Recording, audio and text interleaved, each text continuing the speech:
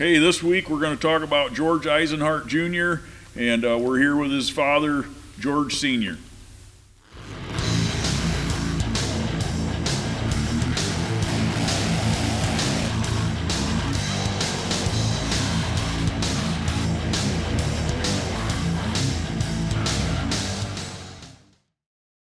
So hey, a lot of you guys out there in the monster truck world remember a name, George Eisenhart Jr., who ran the Monster Nationals. He was a very close friend of mine. I ran with him. He was the best promoter probably that I've ever worked with. And we're here with his dad. The last couple weeks we've learned some of his dad's stories, which, you know, George Jr., when I first met him was in '93, and I had no idea about his history. Aaron brought him into the scene of the Thunder Nationals, which I was running with, and I had no idea who George was. All I know is when he come in the scene, him and his wife Donna, he was a clean-cut young man, good-looking guy, and I thought, you know, oh boy, here we go. We got another book person, you know, and here we're all gearheads, and we're, you know, greasy, and we got fingernails that are chewed up from all the, and I'm thinking, oh boy, here's George, you know, but I had no idea of his history and all of the neat, you know, things that he was involved in as a kid. He was involved with you at the racetrack at a young age. Let's talk about George's history, because I loved him, and we got to keep his memory alive. So, well, both George and his sister worked at the dragster right from the beginning, and George was short in stature, and he wanted to work. He wanted to make some money because his sister was working mostly in the concession stand, and so he was too small to do anything like that. So we finally stood him on several pop cases so he could pour pop drinks. And so during the intermission at the racetrack, he was pouring drinks and putting them on the counter and putting ice in them and pouring them around. That's how he got started. And of course, he and his sister eventually picked up the papers, and they mowed and they trimmed and all of that. But he's most famous for, they would go around and pick up the papers after the races, put them in burlap bags, and leave the bags lay when they were full. And then they would go around with a vehicle and pick them up. It usually was an old truck that I gave him to use, and it wasn't always an old beat-up old truck. Well, George wanted to drive, but he was too short, too small at the time.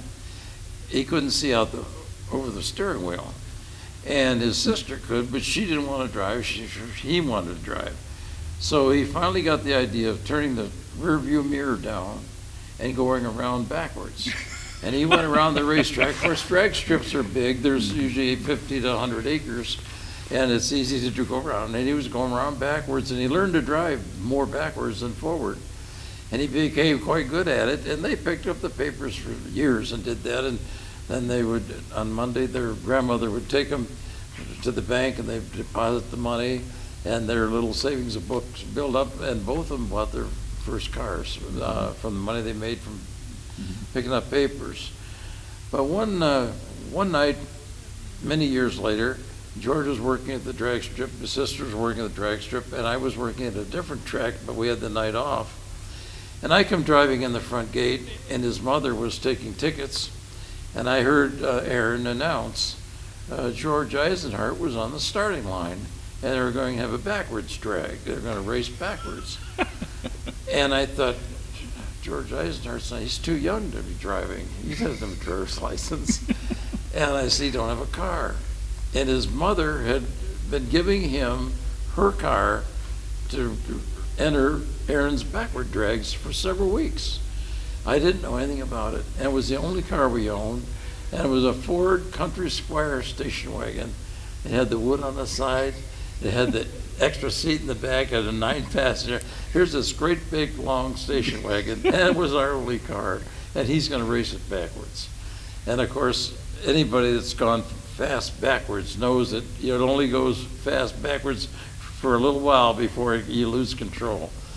But he had so much experience driving around backwards, picking up papers, that he won the backwards drag race, and he'd been winning it for 2 or 3 weeks, but I didn't know anything about it. They never told me because I would have put a stop to it because that was our only car. Mm-hmm. So that was his racing career. He started out doing backwards drags at the drag races.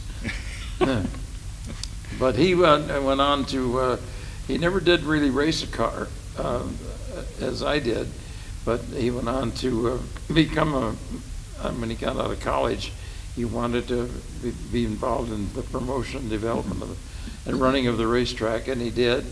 And of course, Aaron had been working for me since he was 12 years old, and he was a very good announcer. And he got his own business doing the Monster Nationals, and George went to work with Aaron, and that's how he got started. And that was Aaron Paulburn that had the Thunder Nationals. He's one of the Monster Truck Hall of Famers, got in a couple years ago. And Aaron actually got his start working for George at the racetrack.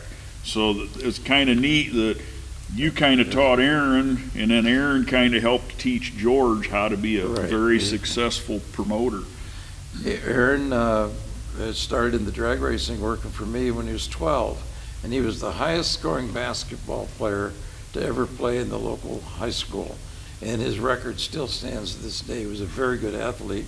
He's very tall, he was 6'3", and he worked for me for years and learned to be a very good announcer. And then he went on to teach George Jr. the promotion business, and they had a really good combination and very successful doing it. Mm-hmm. And George was very successful running the smaller events and kept growing.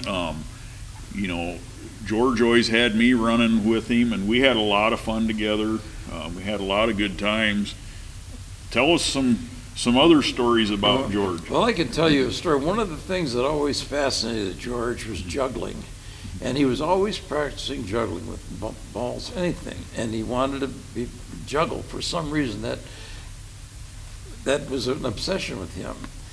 And one time he had a Monster National event, and I think it was way out west at Dakota, South Dakota, someplace. Bozeman, Montana. Bozeman, Montana. That's where it was. It was Bozeman, Montana.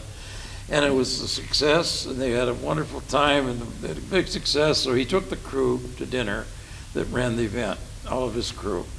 And they go to dinner to a steakhouse, and they have a nice steak dinner, and they have a few drinks, and George got 3 shot glasses, and he was juggling the shot glasses, and everybody was encouraging him to go higher and higher with the shot glass. And finally the shot glass got up so high, it hit the ceiling fan. And the ceiling fan drove the shot glass into the big screen TV, but it just missed the screen. It went next to it. And with that, he retired from juggling anymore that evening, but on the way out the door, he turned to one of the guys that worked for him and said, "Boy, that would have really been an expensive dinner." Yeah, boy, we had a lot of fun stories. You know, we went on some family vacations together. He went up to the sand dunes with us, and that was a neat experience for him. You know, George was always, he loved mechanical things. I don't know if he you know, you've always been a gearhead and hands-on, but I don't know if he had those skills, but he was always interested in it. Well, he was a good motocross dirt bike racer, but he didn't like doing the maintenance on it. But he knew he had to do the maintenance every week in order to be successful, so he did it. But you know, one of the things with the dirt bike, you have to do the air cleaner, clean it, and then you re-soak it in oil. Mm-hmm. He'd be soaking it in oil and getting the oil all around the air cleaner. He goes, "I hate doing this." Mm-hmm. But he became a pretty darn good motocross racer. Mm-hmm. But he wasn't really an exotic mechanic like you were that I am. Mm-hmm. But he loved it. He loved the racing. He's very competitive. Mm-hmm. That was because he raced in the boat with me at one point. And I have the first race we won together was on ESPN, and the helicopter was right above us as we crossed the finish line. And he reached over, I was in the middle driving, and he was navigating, and he reached over, was patting me on the head, and it was on ESPN. He's patting me on the helmet that I did a good job. Well, and that's a weird deal with them boats, because isn't like the throttle guy a different guy than the steering guy or Yeah, something? the reason is because you're taking such a tremendous pounding, the boat's flying through the air, then slamming, so only one guy can drive. One guy has to run the throttle, because when the boat comes out of the water, the engine over revs, so the throttle guy has to come back off of it. But what he has to do is anticipate when the boat's going to re-enter the water and add throttle as you go in, because if it hits and the throttle is dead, it'll just nose the boat over. It's like hitting, like hanging billboard back there. The third fellow, which is the navigator, he manages the fuel, because you have several fuel tanks on a boat. And he manages the fuel to keep the boat in balance, because if you run it all out of one, it'll lean to one side. Secondly, he has a compass in front of him, and the driver has a compass in front of him. He also has a map in front of him showing him where the turns are and how far they are between the turns. So he will tell the driver, come to a heading of 90 degrees and hold it.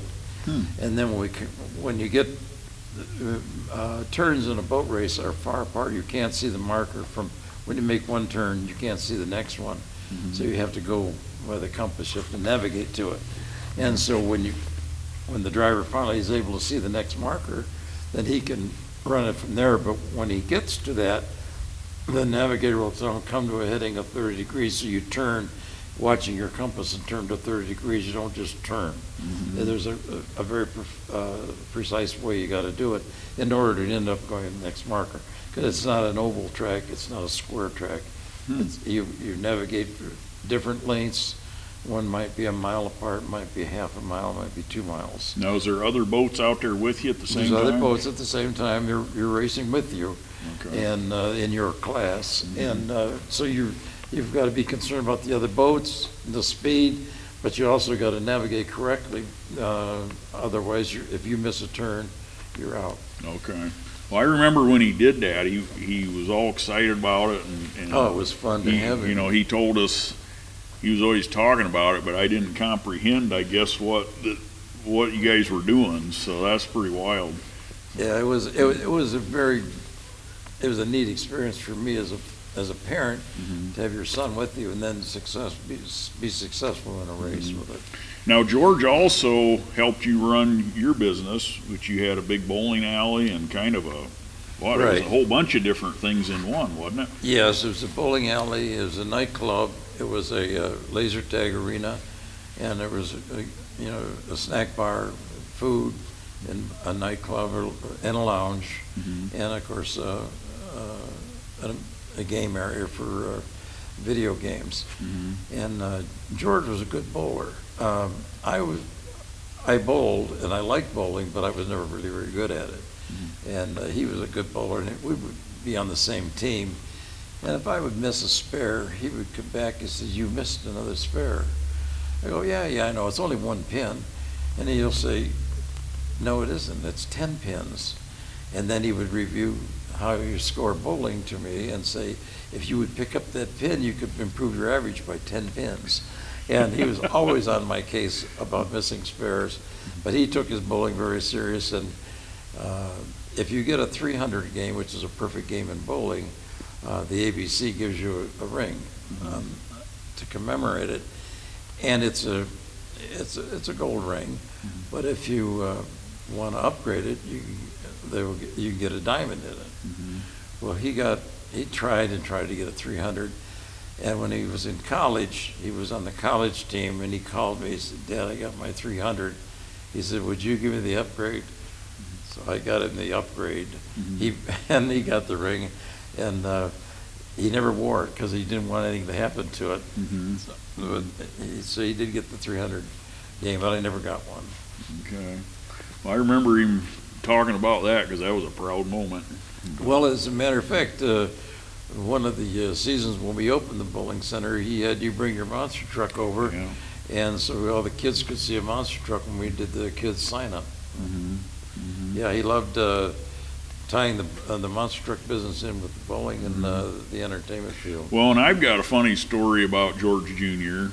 is early on, he would have me, we did things together as far as promotional stuff. So he had me bring the monster truck over, and this was pretty early in my career because I still had my dually pickup truck and I had an open trailer. And this was when he lived there close to Mansfield, and so he had me come a couple days early to Mansfield. Well, on my way there, coming down Interstate 30, I got pulled over by the DOT. And I was supposed to be at George's house for dinner. His wife and him, they made steaks, and they had just a great deal. Well, this is before cell phones, so I couldn't call them and tell them I'm detained by the DOT, but I had this DOT officer that was gun-ho. What didn't he like? He didn't like a couple things.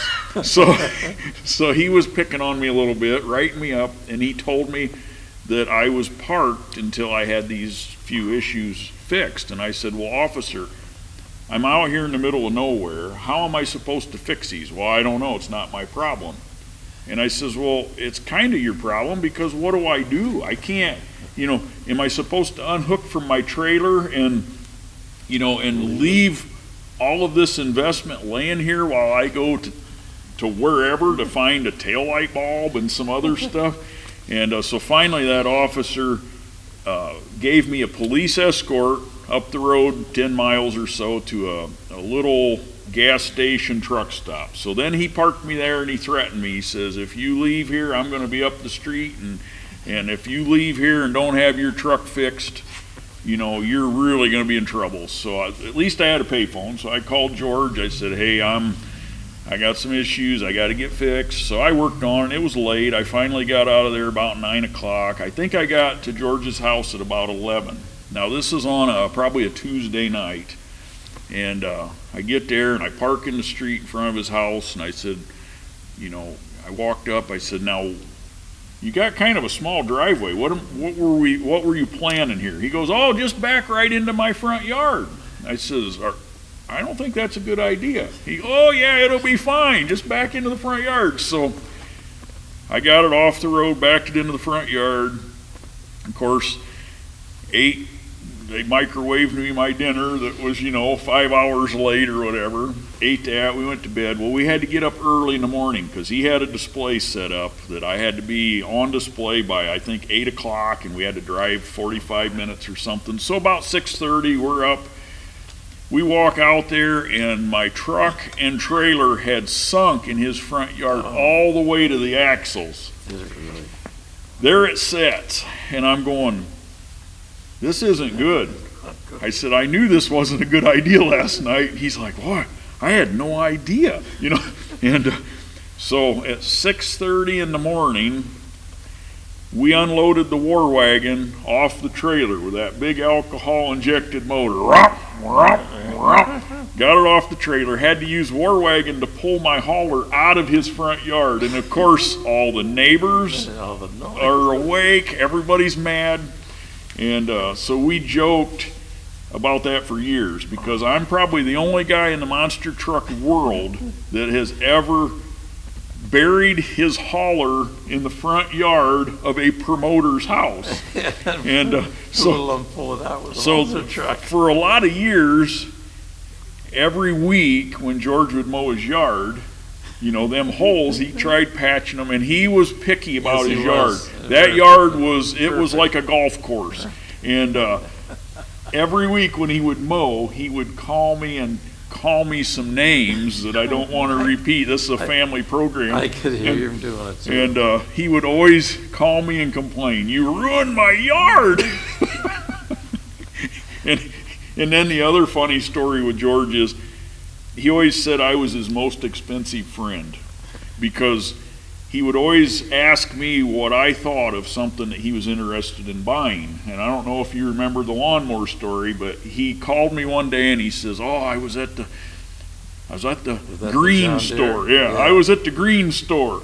And he goes, and I bought a Saber, I think it was called. And I says, what the heck is that? He says, well, it's a John Deere. I says, that ain't no John Deere. That's some sort of like Sears and Roebuck that they put green paint on. I says, I wouldn't even bring that home, George. That's, So I made him feel so bad about it, and I didn't mean to make him feel bad, but he felt so bad he went back to the John Deere. dealership, traded it in on a John Deere before he ever took possession of it. So, and then the same thing happened on his RV. Remember, he was going to buy a little Class C motorhome. Called me all excited, and I says, for the amount of traveling you're going to do, are you sure you want one of those? I said, that's going to fall apart in a year. And so next thing you know, he bought that big coach. Well, I think the two of you bought it together so you could use it for business and stuff. But he used to always complain. He goes, you're my most expensive friend because I always have to buy something nicer because of you. I said, only the best for my friends, you know. There you go. But well, hopefully you guys enjoyed some of this going down memory lane. And please hit the like button, subscribe button, and we'll catch you again some other time.